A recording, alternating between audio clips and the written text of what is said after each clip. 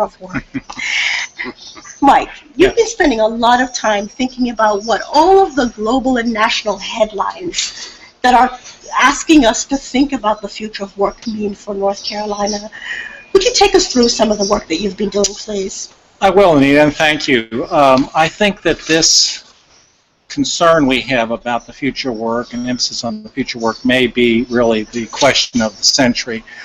Do we have the slide set ready to go? I have a slide set that's going to run us through, I think, some of the key ideas.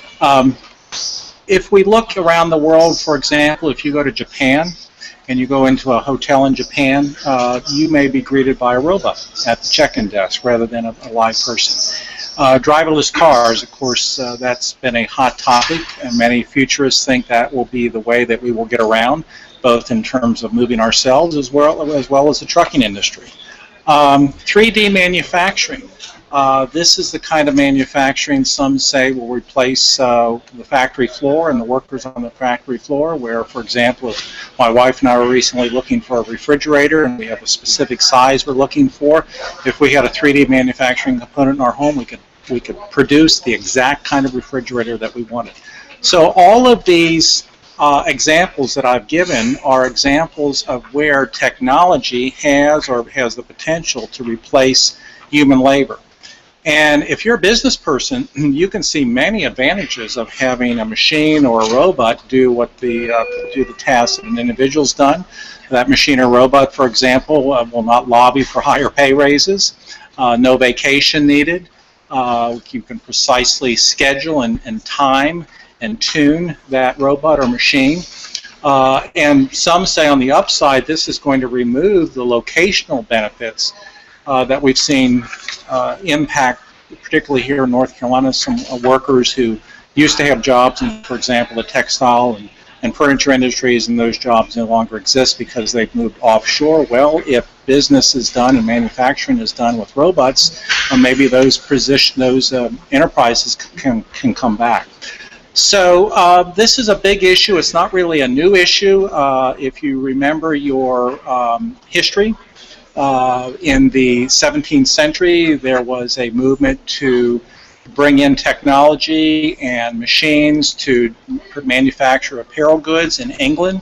There were a group of people called Luddites who rebelled against that, and they went around in the evening and actually broke into factories and tried to destroy those machines. We've had more recent examples, not so much of that kind of activity, but certainly the kind of shift from labor to technology. In the current and last century, for example, in the 20th century, we had the advent of the tractor, which released millions of farmers for other kinds of work. They fortunately went into the factories and then subsequently went into the service sector, but the point is that we've had many examples of worker dislocation.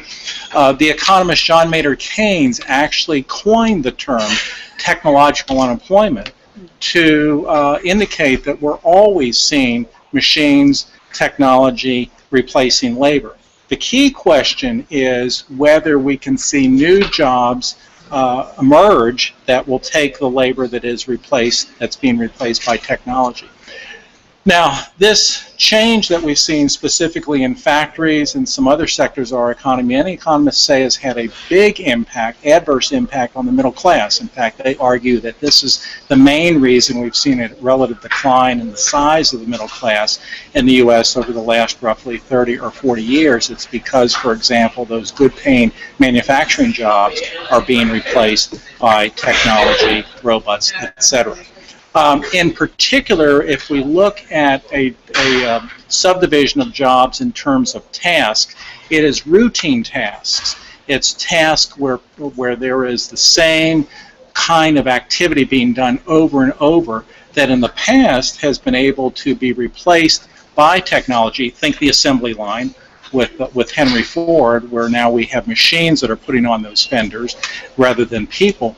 But many futurists say that technology is becoming so adept that there are going to be cognitive tasks that perhaps will be taken over by technology down the road. So it looks as if this issue of technological unemployment is being spread to many other kinds of occupations. And if we look down the line and look at some of the advances in technology that are already here or being worked on, things like artificial intelligence, virtualization, nanotechnology, the Internet of Everything, these are leaps and bounds technologies that are above what we used to have, and again, that is putting technology, I think, in a position to be able to expand into many other different kinds of occupations. In fact, one futurist recently said that the question is not what technology will do next, it's instead the question is what technology won't be able to do. Now, what kind of an impact might we see as we try to look several decades out into the future? What kind of impact might we see technology and technological employment have on our workforce? Well, there have actually been several studies of this impact, and interestingly, these studies from different institutions all seem to be coming to the same conclusion, and that is that if you look at the occupations we now have in the country, about half of those face a very high chance of being done by technology and machinery in the future rather than by humans. So roughly half of the tasks that are done by people today may be done by technology down the road. What this is going to lead to, of course, are several socioeconomic changes. One concern is that this is going to create a new underclass. In fact, some people have already coined the term precariats as individuals who no longer will be able to find work because they don't have the right skills.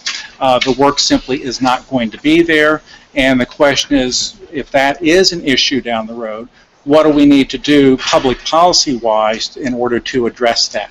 What kind of support from the public sector, if any, might we need to be thinking about if indeed we're looking at potentially a new underclass who are without work due to technological unemployment? Or, on the upside, these worries may be for naught. It may be that we'll repeat the past. Again, if you look at all of the workers who worked on the farm 100 years ago, millions of those folks have moved off the farm. Initially, they did find work in the factories. When mechanization came to the factories, that's when the service sector sprung up.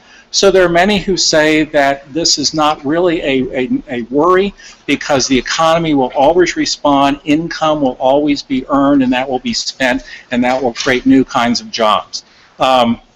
These could be jobs in a broad array of areas, very, very difficult, however, to predict. I think one thing is for certain, though. We need to be looking at the possibility of increased technological unemployment, and we need to look at what the response might be from the educational sector in order to address this. We need to look at the role of K through 12, colleges. We need, I think, to re-examine vocational training. We need to look at the role of technology in education, perhaps in order to bend the cost curve in education. And we need, I think, to worry about reskilling. It's often said in the past that a worker will change his or her job, his or her employer 2 or 3 times in their work career. Some are saying that that worker in the future will change his or her occupation 2 or 3 times, which means that many workers will have to go back to school in order to get reskilled. I think it's also going to mean that we're going to need to rethink how we assist those who are unemployed in order to encourage reskilling. One example might be to take monthly unemployment payments, combine them into a retraining voucher to encourage people who are without work due to structural issues to get retrained. I think that we need a system, perhaps, to monitor this. I would like states to think about something I call an early warning system of occupational change, where we use existing data that are derived and follow and track occupations in order to try to ascertain trends in occupations in the decades ahead, so we get some forewarning of where these changes may occur and what that might imply for the educational system.